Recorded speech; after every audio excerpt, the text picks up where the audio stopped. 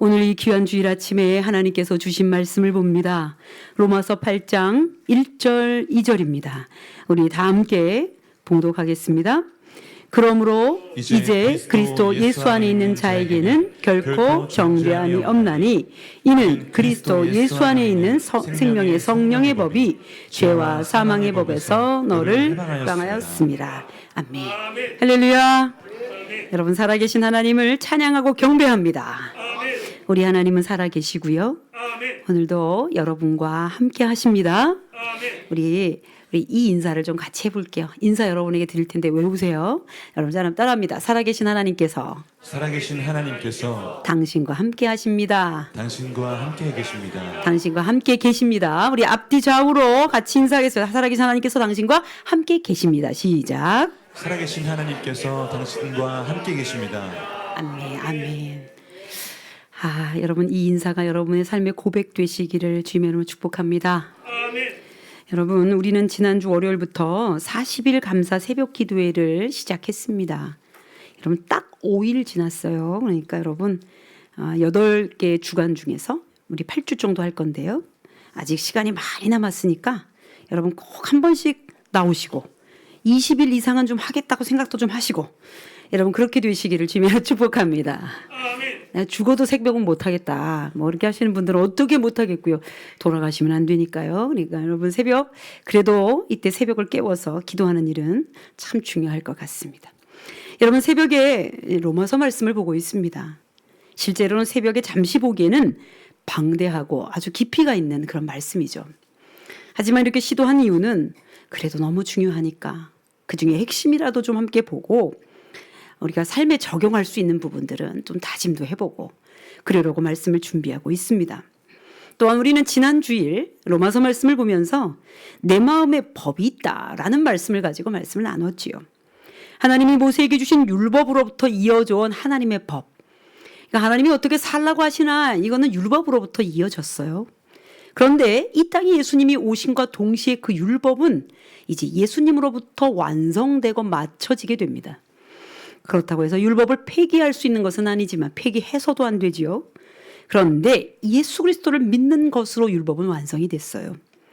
그 예수님을 주님으로 믿고 우리가 구원을 받아 하나님의 자녀가 되면 그때서부터 우리 마음에 여러분 생명의 성령의 법이 돌아요.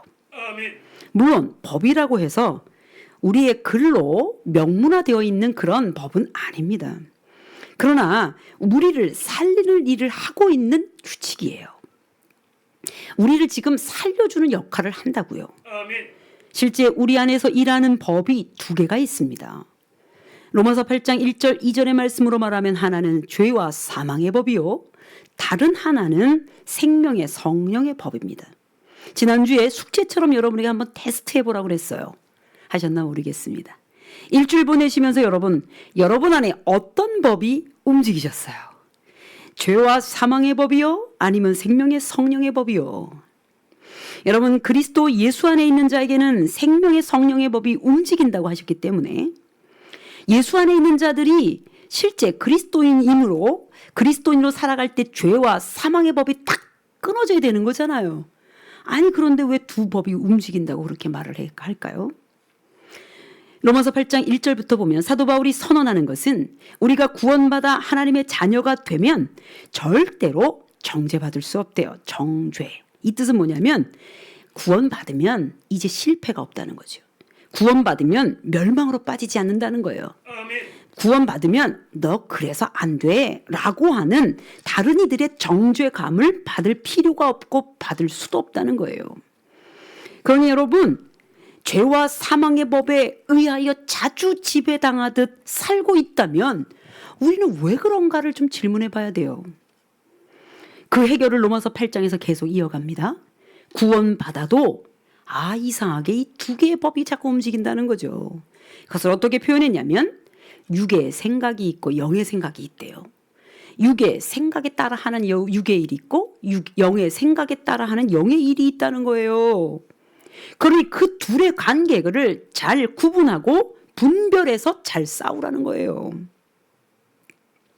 사랑하는 여러분, 우리는 매 순간 깨어서 봐야 합니다. 우리 안에서 육의 생각으로 육의 일을 행하여 죄와 사망의 법이 동력이 되는지, 또는 영의 생각으로 성령의 법, 생명의 성령의 법이 살아 움직이는지 말입니다.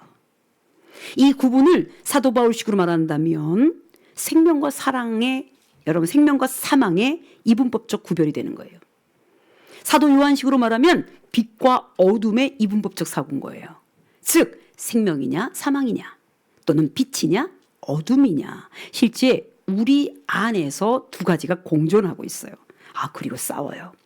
그래서 사도 바울도 로마서 7장 22절부터 23절에서 이렇게 말합니다. 내 속사람으로는 하나님의 법을 즐거워하되 내 지체 속에서 한 다른 법이 내 마음의 법과 싸워 내 지체 속에 있는 죄의 법으로 나를 사로잡는 것을 보는도다. 여러분, 로마서 8장과 7장은 너무 큰 괴리가 있습니다. 실제로 7장의 영적 수준은 로마서 8장의 영적 수준을 따라갈 수 없어요. 그런데 사도 바울이 이 고민을 했다는 거 아닙니까? 여러분, 이 부분에 대한 신학적 검증은 있어야 되지만 사도 바울 초기에 본인 안에서 있었던 영적 싸움들에 대하여 이야기하면서 여러분 8장으로 와서 그 해결 방법을 우리에게 알려준단 말이에요. 그러므로 다시 한번 로마서 8장 1절 2절을 여러분 읽어봅니다.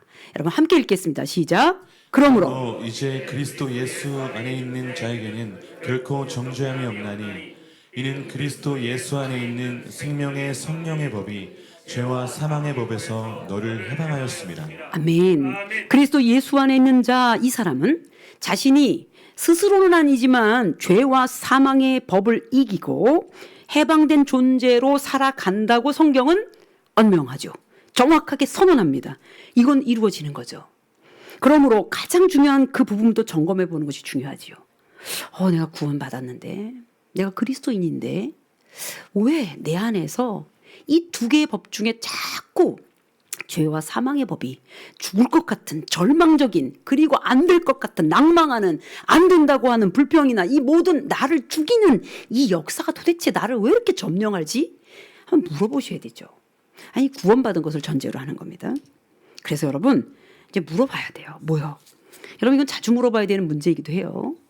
기초적인 건데도 불구하고 우리가 자꾸 잊어버리니까. 지금 여러분 그리스도 예수 안에 있습니까? 나에게 물어봐야 하는 거예요. 사도 바울은 평생 안에 있다는 이 부분을 많이 강조한 사람입니다. 그래서 그의 편지 서신서 안에는 그리스도 안에서 in Christ and Christo 라고 하는 부분을 늘 강조하고 있습니다. 안에 있다는 것은요, 우리가 그리스도 예수 안에 소속되어 있으며 그 권한 하에 있음을 신뢰하는 상태를 의미합니다. 즉 신뢰, 소속, 권한의 의미를 가져요. 즉 무엇을 신뢰한다, 무엇 안에 속해 있다, 그것으로 통하여 우리가 권한을 누린다, 이 뜻을 갖고 있죠. 그 무엇과 대상 안에 있다는 뜻은 그 대상을 신뢰하고 있다는 뜻과 함께 그 대상 안에 소속되어 있음으로 인하여 일원이 되었다는 소속감에 그 대상이 누리고 있는, 또는 그 소속되어 있는 곳에서 누려지는 권한을 동일하게 우리도 누린다는 뜻입니다. 한번 정리해 볼까요? 그리스도 예수 안에 있다는 것은 첫 번째, 그리스도 예수를 믿고 있다는 것이다. 두 번째, 그리스도 예수 그 안에 속해 있다는 뜻이다.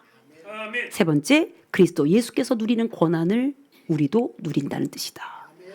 여러분 그냥 띄워주세요. 그리스도 예수를 믿고 있다. 어떻게? 예수를 그리스도로 믿는다는 뜻입니다. 나를 구원하실, 내 감정, 내 환경, 내 생명, 내 육체, 내 미래, 내 과거, 죽을 것 같은 이 모든 사망 권세에서 나를 건져낼 수 있는 유일한 구주가 예수라는 신뢰입니다. 다른 데서 찾으시면 안 돼요. 그리고 두 번째, 신뢰하면 그분 안에 들어가는 게 되고 그분이 우리 안에 들어오십니다. 소속. 여러분, 여기 여러분의 교회잖아요. 그죠? 낯설어 하시면 안 돼요. 그러면 맨날 여러분 한 몇 년 다니면서도 소속감이 없어서, 이건 여러분의 이제 그 문제이기도 한데, 문제는 우리 교회 딱 오시면 여러분 어떻게 해요? 카페에서 여러분 마음껏 누리셔도 되죠. 커피 드실 수 있어요. 예배 여기서 마음껏 드릴 수 있습니다. 왜 그렇죠? 여기 안에 소속되어 있는 분들이니까 그래요. 즉 예수 안에 소속되어 있다고 할 때 그 권한을 다 누리게 돼 있죠. 지금 내가 그리스도 예수 안에 있다면 나는 예수께서 그리스도이심을 온전히 믿고 그분 안에 속해 있으니 다른 것을 보지 않을 것이며 우리 예수님께서 우리에게 허락하신 권한들을 기쁘게 누린다는 뜻입니다.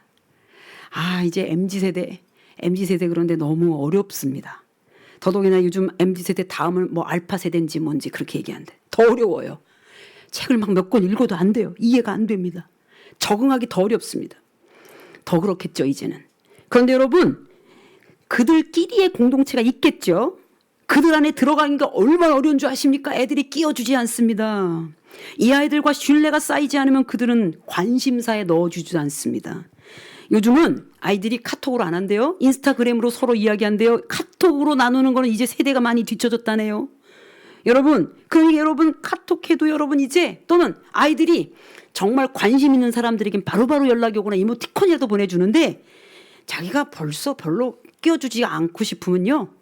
안 해요. 옛날에는 목사가 보내면 청년들이든지 권사님들, 집사님들, MG 또 전 집사님들 있겠죠? 이런 분들이 예의상이라도 빨리 보고 빨리 대답해 주는데 요즘은 예의 없다. 왜냐? 내 마음이 안 가면 안 봅니다. 그래서 일이 그냥 남아있어. 또 봐요. 또 남아있어. 거절당한 것 같아요. 거절당한 거. 근데 여러분 그거 견뎌야 됩니다. 우리 MG가 그런 마음이 있어요. 아이들은 이렇습니다. 이렇게 표현합니다. 나는 당신을 내 세계에 끼워줄 의향이 없습니다. 여러분 그래서 MZ세대의 자녀를 두신 분들 걔네들 세계에 여러분 안 들어갔을 가능성이 커요. 부모들이라도. 끼워주지 않습니다. 여러분 그러나 실제 우리가 그리스도 예수 안에 있다는 뜻과도 한번 연결시켜 보자고요. 여러분 우리가 그리스도 안에 들어갔죠. 우리가 예수님을 끼워준 게 아니에요. 예수님이 우리를 허용하신 거죠. 아멘. 예수 그리스도를 믿고 그분 안에 속해 있으며 그분을 누리는 일, 그분 안에 들어가 있으면 그분을 누리는 일은 아주 당연하게 연결되어 있습니다. 그 안에 들어가 있어야 누리지요. 아니 애들의 공동체 안에 있어야 걔네들의 세계를 알 텐데 안 끼워주니 뭐 어떻게 들어갈 수가 있나요? 그런데 우리 주님 안에서 누리는 것은요. 주님 안에 들어가서 누리는 것을 누려본 사람들은요. 세상이 주는 것과 다르다는 것을 알고 있습니다. 아멘. 여러분 요한복음 16장 33절에서 그래서 이렇게 표현합니다. 여러분 읽어주세요. 이것을 너희에게 이르는 것은 너희로 내 안에서 평안을 누리게 하려 합니다. 세상에서는 너희가 환난을 당하나 담대하라. 내가 세상을 이기었노라. 아멘. 그리스도 안에 있을 때 이 평안을 누린다는 말이에요. 제가 누린다고 하는 것에 한 가지만 말씀을 드린 거예요. 평안. 그 평안은 생명과 성령의 법으로 살 때 누릴 수 있는 참 신비한 평안입니다. 다 갖추어지지 않아도 누릴 수 있습니다. 실제 큰 어려움이 닥쳐도 누릴 수 있습니다. 도대체 다른 이들이 이해할 수 없는 처참한 상황인데 극복할 수 있습니다. 그리고 평안합니다. 예수 그리스도 안에 있는 평안이며 생명이기 때문입니다. 아멘. 우리가 이 신비를 경험해야 합니다. 그리스도 예수 안에 있으면 정죄함이 없으므로 여러분 우리가 예수 안에 있기만 하면 우린 죽지 않습니다. 아멘. 망하게 하지 않는다고요. 정죄는 망하는 거예요. 멸망하는 거거든요. 지옥 권세로 나가는 거예요. 지옥 권세가 여러분 성경적 지옥도 지옥이지만 여러분이 지옥처럼 살고 있을 때 그것도 지옥이죠. 그러니 예수 그리스도 안에 있으면 결코 정죄함이 없다는 뜻은 여러분을 절대로 멸망하게 안 놔둔다는 뜻인단 말이에요. 아멘. 그런데 여러분 그 상황을 구체적으로 경험하셔야 되잖아요. 여러분 그것을 경험하는 것이 믿음 생활의 신비입니다. 지금 그리스도 예수 안에 있습니까? 여러분 물어보셔야 돼요. 여러분의 지금의 상황을 좀 보십시다. 요즘 이 어려운 때 여러분은 어떠십니까?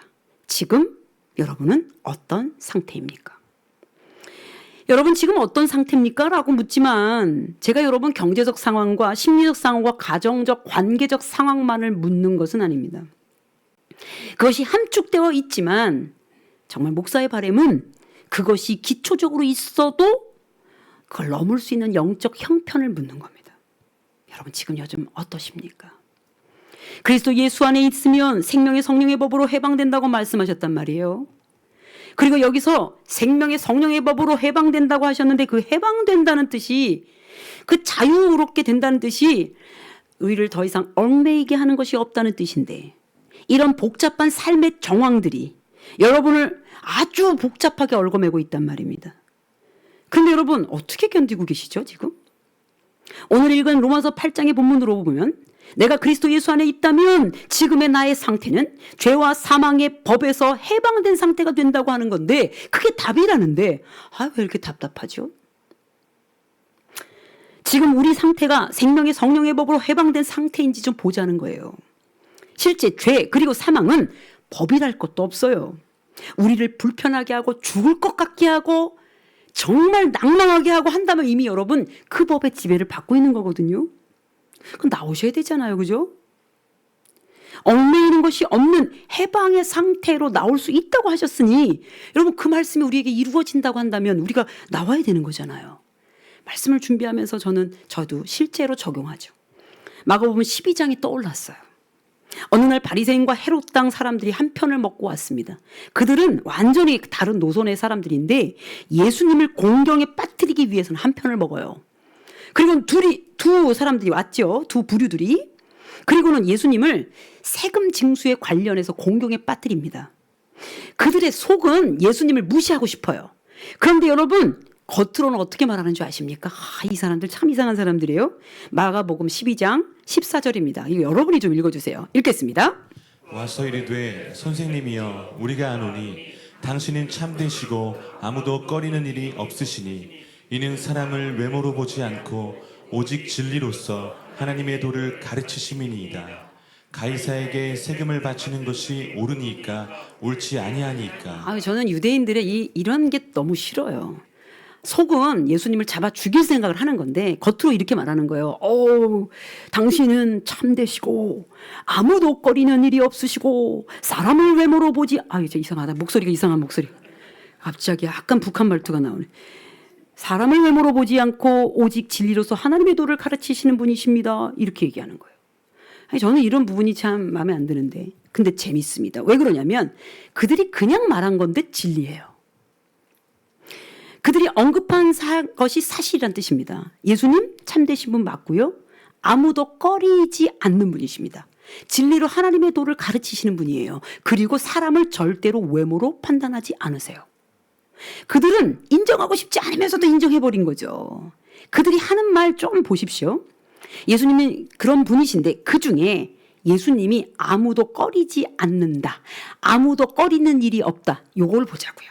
이게 해방과 자유에 대한 문제거든요. 여러분 아무도 꺼리지 않는다 할 때 이 꺼리지 않는다는 뜻이 뭐냐면 여러분 눈치를 보지 않는다. 사람들에 의하여 흔들리지 않는다. 그 대상에 따라서 움직이지 않는다는 뜻을 가져요. 즉 그 어떤 대상이나 상황에 매이지 않는다. 우리 예수님은 어떤 대상이 나와도 어떤 상황이 돼도 그는 흔들리지 않으며 매이지 않는다. 아멘? 아멘. 와우. 특히 사람에 대해서. 우리는 사람을 많이 판단합니다. 많이 꺼리기도 합니다. 또 구별합니다. 또 어떻게 하죠? 그들 앞에서 별로 편하지 않습니다. 또는 편한 상대가 있고 편하지 않은 상태들을 다 구분하죠. 어쩌면 당연한 어떤 관계이면서 여러분 사실은 성경적으로 들어가 보면 우리 예수님에게까지 가려면 우리가 아직 좀 멀었다 이 생각이 들어요. 즉 예수님이 그런 분이라면 그래서 그분은 창기들도 만날 수 있었고 세리들도 만날 수 있었고 어린아이들도 만날 수 있고 가늠하다 현장에 있던 여자도 만날 수 있어요. 아무런 꺼리낌 없이. 저 죄인 봐라 저 죄인 봐. 아이고 저 가난한 사람 봐라. 아니 어린애가 나한테 오네. 이런 판단이 없으시고 어떻게 해요? 그냥 그 존재를 그대로 받아들이는 거예요. 연약한 존재 그대로. 하나님 앞에 오는 그대로 받아들여요. 그래서 우리가 하나님 앞에 포용이 된 거거든요. 그런 예수님 안에 있으면 우리도 그것을 누릴 수 있다는 거예요. 아멘. 이거구나. 생명의 성령의 법이 우리를 그렇게 이끌어간다는 얘기입니다. 여러분 튀니지에 우리가 선교사를 파송했습니다. 제대로 그들의 생활을 책임져 주지는 못하지만 기도하고 있죠. 김현우, 권혜림 선교사 가족이 우리 한국에 있을 때 저는 자주 감동했습니다. 이유가 여러분 그들은 이 땅에 선교하기로 작정하고 훈련받는 거지만 진짜 생활고라고 할 만큼 정말 적은 것 가지고 생활했어요. 겨울에는요 진짜 파카에다 뭘 다 입어야 될 정도로 집안이 꽁꽁 얼어버리는 그런 곳에 살았습니다. 그 갓난 아이들을 다 데리고. 그런데 한 번도 불평한 적이 없어요. 에이, 목사님 선교사 훈련 가니까 그런 거죠. 아니, 그분들도 우리와 똑같은 사람이에요. 똑같은 젊은이들이라고요. 그런데 여러분, 그분들을 만나면 제가 감사했던 게 문을 탁 열고 들어오면요, 목양실 전체 안이 막 평강으로 꽉 차요. 그리고 앉아요. 생글생글 웃습니다. 그리고 그 눈이 내 눈과 내 눈이 이렇게 마주치면서 그 마음과 마음이 부딪히면서 그분들이 주는 안정, 은혜, 거기에 능력, 이게요 그냥 우리 말하지 않고도 놀라요. 여러분, 여기서 선교사 훈련을 받는 내내 그 평강의 힘은 재정에서 오거나 사람에서 오거나 직분에서 오거나 직위에서 온 적이 없어요. 그 모든 거 어디서부터 와요? 그냥 주님에게서부터 와요. 아멘. 요즘 여러분의 상태, 지금 여러분의 상태는 어떠십니까? 단순한 기분의 상태를 말하는 것이 아닙니다. 어려워진 삶일 텐데, 해결된 것이 하나도 없는 상태일 텐데, 소망도 보이지 않을 그런 때일 수도 있을 텐데 어떻게 잘 견디며 살고 계십니까? 사실 이런 때가 우리 그리스도인들의 저력을 드러낼 수 있는데, 어려울 때마다 무너지고 실망할 때마다 절망하고 낙담할 때마다 죽어서 지낼 거면 도대체 예수는 여러분에게 어떤 의미입니까? 여러분, 가장 깊은 낭망 안에 있을 때가 기회예요.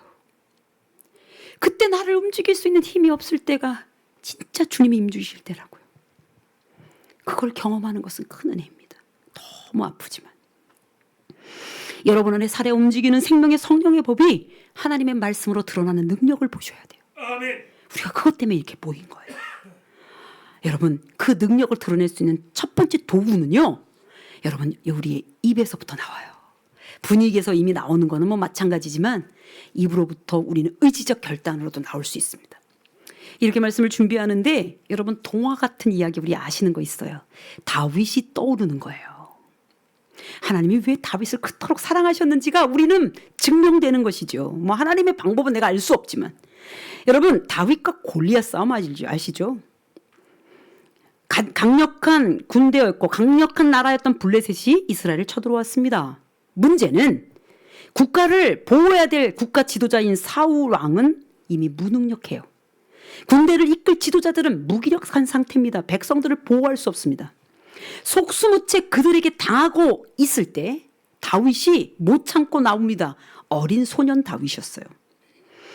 여러분, 3m 가까이 되는 또는 3m가 넘었을지도 모르는 골리앗 장군 앞에 다윗이 당당하게 어린아이가 나갑니다.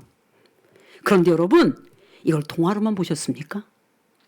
제가 강남 어느 쪽에 걷다가 보니까요, 한 노동자들이 막 이렇게 이제 피켓을 들고 뭐 하는 거예요. 뭐라고 말하면 어떤 대기업을 향해서 이렇게 말합니다. 골리앗 같은 무슨 기업 뭐 이렇게 나왔더라고요. 그래서 제가 피식 웃었어요. 왜? 야, 이들이 골리앗을 하네. 골리앗 같은 기업에 계란에 바위치기다 뭐 이런 얘기였어요. 그렇죠? 우린 골리앗 만나면 아이고 하면서 깨갱? 그러니까 일반인들 다 아는 거잖아요. 근데 성경은 뭐라 그래요? 골리앗 앞에 다윗이 있었다고 말하는 거예요.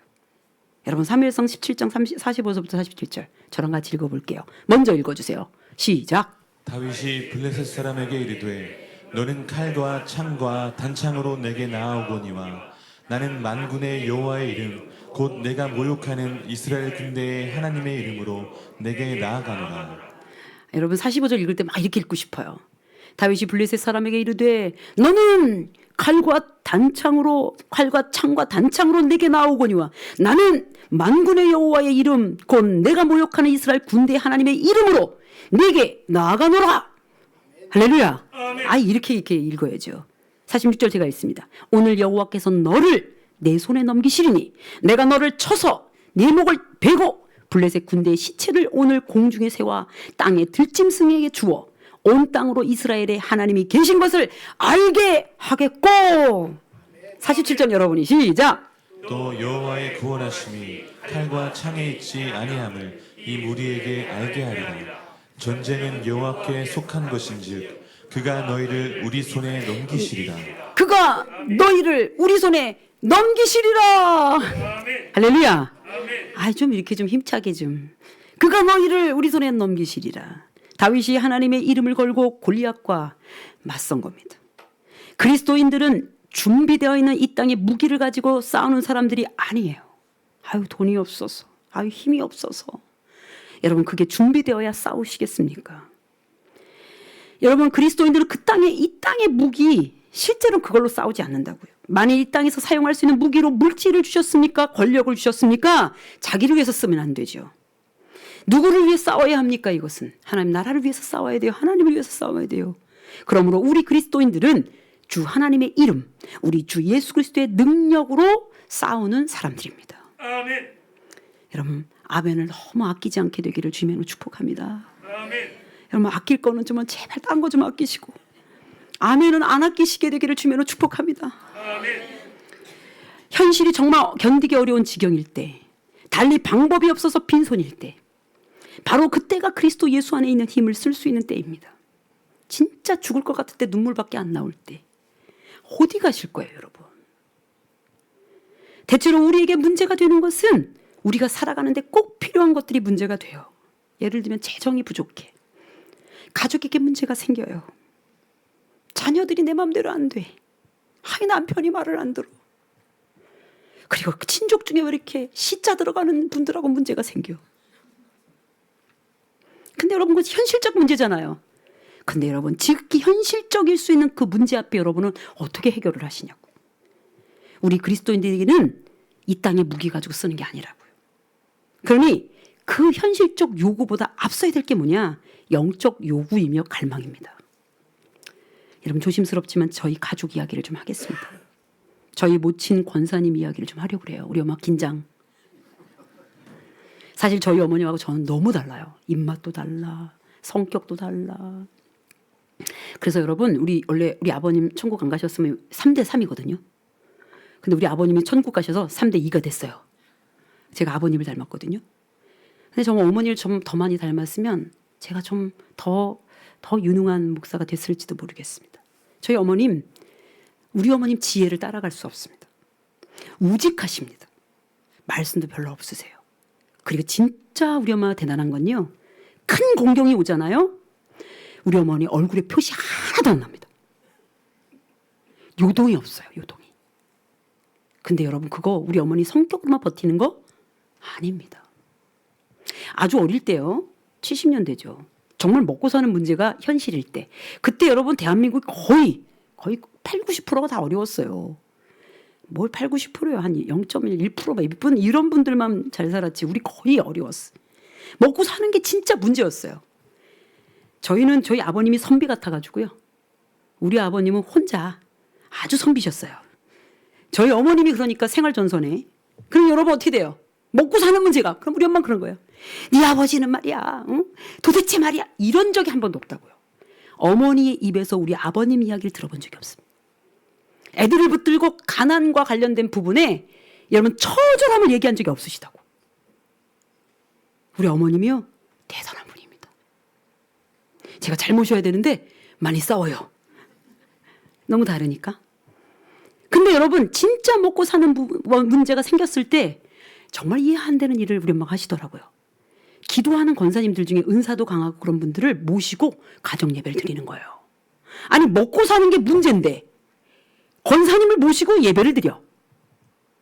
그분이 떡을 쌓았거나 돈을 갖고 온 게 아닙니다. 그분은 성경 하나 딱 들고 와서 강력하게 기도해주고 예배하고 가는 거예요. 이상하죠?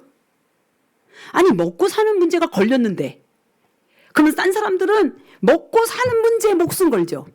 근데 우리 그리스도인들은 뭐 하죠? 그 문제가 걸리면 지금 당장 국가가 잘 돌아가야 또 그것도 해결되는데, 그것도 모른 채 개인의 문제인 줄 알고 그렇게 사는 거죠. 근데 여러분 어떻게 돼요? 그때도 기도를 했다고. 그게 저력이라고요. 오늘은 우리 어머님 칭찬을. 어머니 지금 들리시죠? 예. 지금도 별로 많이 안 웃으세요. 이렇게. 사랑하는 여러분, 우리는 어떤 상황이 닥쳐요. 그게 진짜 현실적 문제예요. 그때 그냥 쿵 떨어져 가요. 근데 그때 여러분 가장들이 진짜 중요하다고. 그때 우리 어머님이 견뎌서 제가 여기 남아있는 겁니다. 그때 아내와 남편이 진짜 중요하다고요.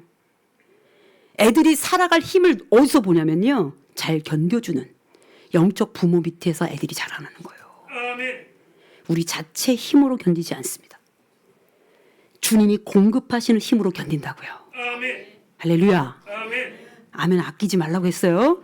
할렐루야. 아멘. 그렇죠. 아끼지 마세요. 저 죽겠다 어디다 쓰려고. 그러면 여러분 세 번째. 여러분 이 생명의 성령의 법이 여러분 안에서도 움직여야 되지만 이게 공동체 안에서 움직이냔 말이에요. 우리 그리스도인들은 어디까지나 개인이 구원받아서 개인끼리 하나님과의 관계를 해결해야 됩니다. 개개인이 다 구원받아야 돼요, 여러분. 그러나 구원받은 자가 개인으로 끝나지 않습니다. 공동체로 나아갑니다. 생명의 성령의 법은 우리 공동체 안에서 움직여야 합니다. 함께 모여 그 법으로 살아 더 큰 힘을 나타내야 합니다. 세상은 점점 더 자기 자신에게 몰두하게 만듭니다. 그것을 당연하게 여기고 부추기고 있습니다. 자기 자신이 먼저이고요. 자기 자신이 중심에 있습니다. 그러나 성경은 삶의 중심이 우리에게 있다고 절대 말하지 않습니다. 예수 그리스도를 알지 못했던 때야 비롯 그렇지만 예수 그리스도를 알고 나면 자기 자신은 죽고 이제 예수 그리스도를 통해서 새로 태어난 자기 자신이에요. 그거는 공동체입니다. 여러분 갈라디아서 2장 20절은 이렇게 말합니다. 내가 그리스도와 함께 십자가에 못 박혔나니 그런즉 이제는 옛날의 나로 사는 게 아니요 오직 내 안에 그리스도께서 사시는 나로 산다. 아멘. 할렐루야. 아멘. 내가 살지만 내 안에 그리스도가 사신다고 자신 있게 말하는 거예요. 본래 우리 자신은 철저히 자기중심적이며 이기적입니다. 그리고 본능적이며 탐욕적입니다. 하지만 예수로 다시 살아난 자는 공동체 중심적입니다. 영적입니다. 은혜롭습니다. 그래서 예수 그리스도 안에 있는 자는 결코 이기적일 수 없습니다. 한국교회는 이제 세속주의 현상 중 개인중심적 이기주의와 싸워야 할 때가 이미 되었습니다. 개인의 개성들이나 환경이나 능력을 존중하는 것을 무시하지 않으면서도 어떻게 공동체의 회복으로 나아가는지를 고민해야 하니 어렵습니다. 여러분 우리 교회가 젊은이들이 많이 왔어요? 젊은이들이 많다 보니 젊은이들의 개성들이 충만합니다. 그런데 이 개성이 다 개성되면 그 개자가 다른 개자가 될 수도 있어요. 왜냐? 그 개성이요 공동체에서 녹아져야 됩니다. 아멘. 이기주의는 철저히 자기 자신 외에 관심 가질 여유를 찾지 못하는 사람들이기 때문에 자신만 복을 받으면 된다는 생각하는 기복주의로 자연스럽게 흐릅니다. 기복주의의 문제는 개교회주의, 개인주의, 이기주의도 들어가 있습니다. 왜냐? 나만 복 받으면 되는 거예요. 나만. 타인에게 관심이 없으니 공동체의 유익에 대해서 무관심합니다. 그 결과 공동체의 연합을 깰 수도 있습니다. 인간의 이런 특성 때문에 1, 2세기 초에 교회 공동체에서도 분열과 여러분 분쟁이 있었습니다. 그러니 빌립보 교회 유고디아와 순두계 같은 여성들은 여성교회 회장쯤 되는 분들이에요. 아주 열심히 했어요. 그러나 개성이 강하게 자기 열심으로 했습니다. 그러므로 사도 바울 로마서 10장에서 이렇게 말합니다. 2절 3절 여러분 읽어주세요. 내가 증언하노니 그들이 하나님께 열심히 있으나 올바른 지식을 따른 것이 아니니라. 하나님의 의를 모르고 자기 의를 세우려고 힘써 하나님에 의해 복종하지 아니하였느니라. 여성교회든 남성교회든 본인의 의견들을 낼 수 있고 본인의 의의를 드러낼 수 있어도 공동체의 유익이 안 되면 집어드셔야 됩니다. 아멘. 공동체적이지 않으면 그거는 이기주의입니다. 그래서 여러분 지도력이 딱 들어가시면 지도력이 딱 판별이 돼요. 어떻게? 저 사람이 자기 유익을 구하는구나. 자기 열심으로 말하는구나. 자기 의로 말하는구나. 그게 여성교회든 남성교회든 속해든 들어갈 수 있습니다. 연약해서 그렇습니다. 그런데 그에게 리더십이 주어졌기 때문에 그 연약함이 리더십이 주어지면 강력하게 분열을 일으킬 수 있어요. 그거를 정확히 보셔야 돼요. 그때는 되면 위의 리더십에 순종하셔야 됩니다. 여러분 위의 리더십에 순종하는 것은 그리스도인들의 기본입니다. 그래서 여러분 사랑하는 여러분 부모가 있는데 자녀들이 아무리 평준화처럼 민주주의적 방식으로 아이들의 의견을 들어줘도 자녀는 부모들을 존중하고 존경하고 그리고 그의 말에 순종하는 것이 옳습니다. 아멘. 할렐루야. 아멘. 여러분 목회자를 세웠어요. 담임자가 아주 이상한 사람이 아닌 바에야 이 리더십에 여러분이 순복하는 것이 옳습니다. 아멘. 그리고 선교회 회장으로 세웠거나 속회 속장으로 세우면 속회원들이나 선교 회원들은 그 리더십을 존중해 주셔야 돼요. 아멘. 안 그러면 여러분의 의를 세우는 여러분의 열심이 됩니다. 왜? 공동체의 유익이 되는 게 아니기 때문입니다. 유대주의자들을 겨냥한 말씀이죠. 그러나 이것은 공동체를 파괴했기 때문에 하는 이야기입니다. 며칠 전 우리는 아주 기쁜 소식을 접했습니다. 우리나라도 드디어 노벨상을 받았습니다. 할렐루야. 아멘. 오늘 처음 들은 분들은 우리나라 사람이 아닐 거예요. 여러분 드디어 노벨 문학상을. 저는 그 작가를 원래 좋아했거든요. 그래서 미리 그 책들을 읽어본 사람인데 왜 제가 그를 좋아했냐면 그분은 인간의 아주 인간적 개개인의 내밀한 이슈를 다루지 않아요. 그분은 역사를 다루고 그리고 그분의 관심에 공동체적 관심이 있는데 그거를 내밀하게 파헤쳐가요.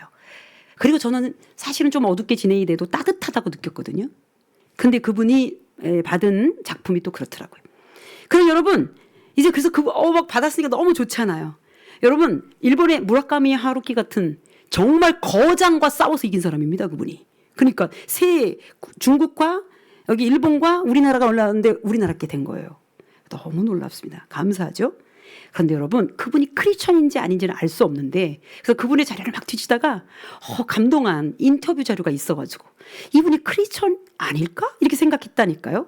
그 인터뷰 자료를 그래도 여러분하고 읽고 싶어가지고 제가 읽어드릴게요.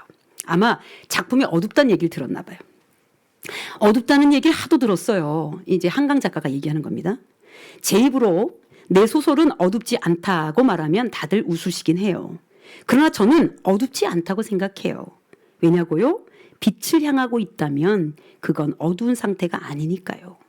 빛을 향해 가고 있는 중이므로 제 소설은 결코 어둡지 않습니다. 맞죠? 아멘을 또 아끼죠? 아멘. 이거 신앙적이잖아요.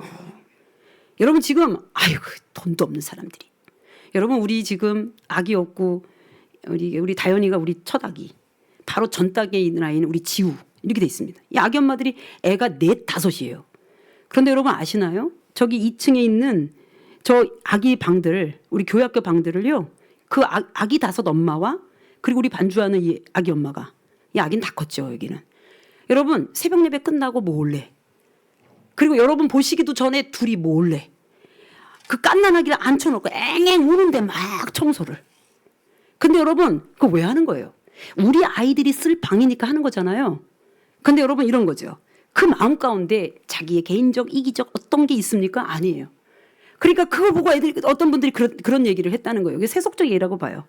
아니 아기나 잘 보지 뭐 그렇게 와가지고 청소를 해 라고 말한다면 그건 나쁜 사람이지.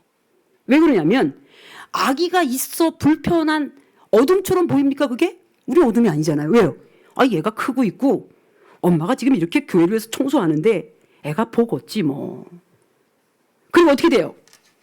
사랑하는 여러분 지금 빛으로 나가고 있는 거죠. 우리 상태에서 우리 상황에서 여러분 지금 돈도 없는 사람이 말이야. 무슨 그런 문제가 있는 상태에서 어둡다고 하는 사람들의 앞에 여러분 이렇게 말합니다. 아니요. 괜찮습니다. 지금 나아지고 있습니다. 아멘. 할렐루야. 아멘. 빛을 나가고 있습니다. 아멘. 이게 크리스찬의 고백입니다. 그런데 여러분 이 고백은 실제로 제가 이 작가 얘기를 하는 이유가 이분의 관심사가 공동체에 있기 때문입니다. 그리스도인들이 해야 되는 말, 그리스도인들이 공동체를 향해서 하는 말입니다. 여러분 이렇게 말해야 돼요. 여기 내가를 우리가로 바꿔볼까요? 우리가로 바꿔서 짧게 읽겠습니다. 시작. 우리가 지금 생명의 성령의 빛을 향해 가기 때문에 어둡지 않습니다. 아멘. 현재 우리나라가 지금 많이 어려운 가운데 있죠. 근데 여러분 기도할 때마다 어떻게 하면은 이 나라가 날마다 어둠을 뚫고 빛을 향해서 왔기 때문에 여기까지 왔죠. 그러니 여러분 우리가 지금 생명의 성령의 법으로 움직이십니까? 우리는 지금 그리스도 예수 안에 있어서 그분으로부터 오는 여러분 것을 누리고 있습니까? 우리 개인뿐만 아니라 우리의 가족과 나라 교회가 이거 누리고 있습니까? 그럼 여러분 누리고 있다면 아멘. 그러나 누려 할 것으로 나간다면 그것도 아멘. 누리지 못한다면 우리가 함께 이것을 여러분 하나님께 구하면 나아가야 될 여러분 공동체적 사명이 우리 가운데 있음을 기억하시기를 주변으로 축복합니다. 아멘. 그럼 옆에 분들과 이렇게 인사하겠습니다. 생명의 성령의 법으로 삽니다. 생명의 성령의 법으로 삽니다. 기도하겠습니다. 거룩하신 하나님, 우리가 지금의 우리의 개개인의 상태가 어두울지라도 때로는 죄와 사망의 권세가 우리로 하여금 자꾸 침투하여 우리로 하여금 낭망하게 하려고 엿보고 있을지라도 우리는 용납하지 않습니다. 주 안에 있음으로 인하여 생명의 성령의 법이 우리를 다스리고 있음을 선포합니다. 아멘. 하나님, 우리 공동체, 가정, 교회, 그리고 나라, 이 세계 공동체가 이제 전쟁, 이 온갖 불신, 온갖 무속적 전통, 그리고 이 땅의 비이성적 종교들, 그리고 하나님 외에 다른 어떤 것을 하나님처럼 하는 물질주의, 그리고 자기밖에 모르는 이기주의, 기복주의, 하나님 이 모든 것들을 다 들여다보고 있는 중에 그 어둠만 보지 않습니다. 그것을 뚫고 주 예수 그리스도의 빛으로 나아가는 공동체 되게 하여 주옵소서. 아멘. 우리 주 예수 그리스도의 이름으로 기도합니다. 아멘.